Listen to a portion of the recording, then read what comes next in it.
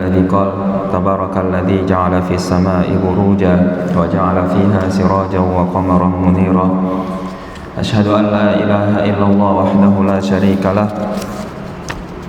وأشهد أن محمدا عبده ورسوله لا نبي ولا رسول بعده أما بعد. Puji dan syukur sama-sama kita panjatkan kehadiran Allah Subhanahu wa taala atas nikmat dan karunia Allah. Sampai saat ini Allah masih memberikan kenikmatan kesehatan kepada kita, kesempatan dan keimanan sehingga kita bisa melaksanakan salat subuh secara berjamaah. Kemudian salawat beriringkan salam pada Nabi besar Muhammad sallallahu alaihi wasallam atas hasil kerja keras beliau dan para sahabatnya. Kita bisa merasakan nikmat Islam, nikmat ilmu pengetahuan yang kita rasakan pada saat hari ini. Sidang jamaah subuh yang dimuliakan oleh Allah, Bapak Ibu yang terhormat, pada kesempatan pagi hari ini mari sama-sama sambil kita beriktikaf di masjid yang penuh berkah ini, kita sedikit mengkaji beberapa tema tentang keutamaan dalam menuntut ilmu. Permasalahan menuntut ilmu mungkin telah banyak dibahas dari beberapa para ustadz dan penceramah, tetapi di sini insya Allah kita akan sedikit lebih memfokuskan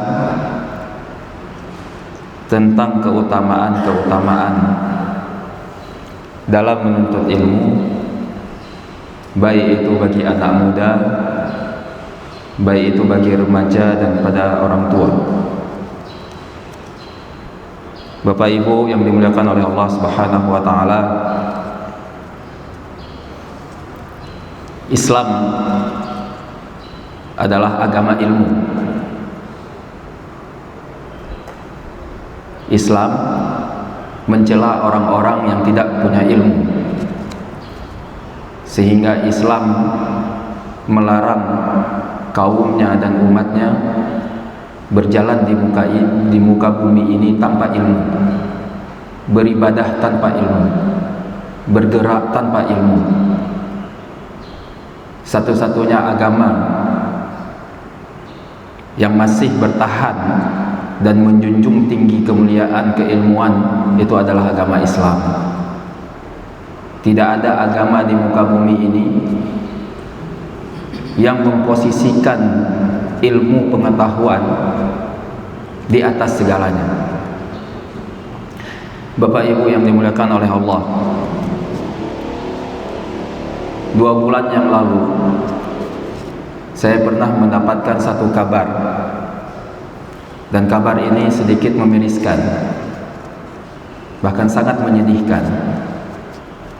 Mungkin tidak semua dari kita sempat mengakses kabar tersebut, tapi kabar tersebut sempat viral di beberapa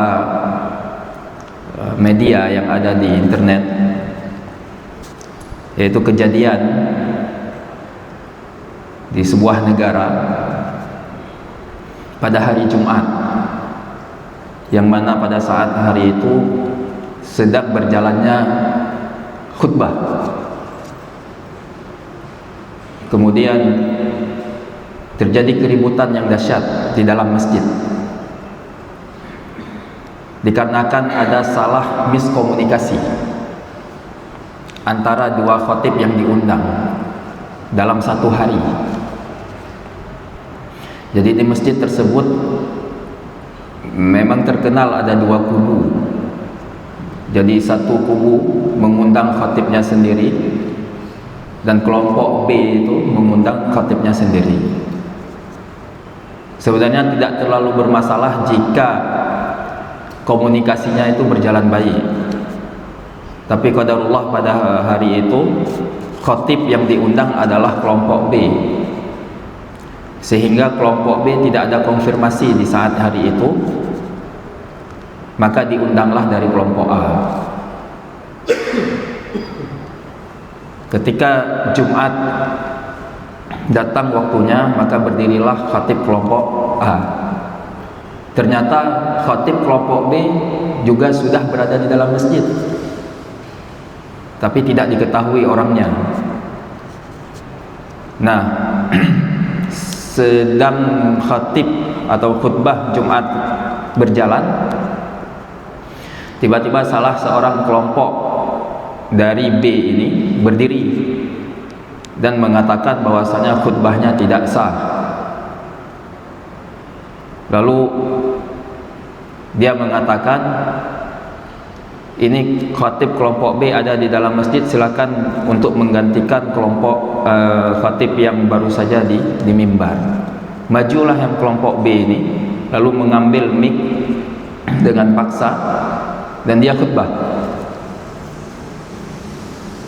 Tidak berjalan khutbah, yang dari pendukung khatib kelompok A juga maju.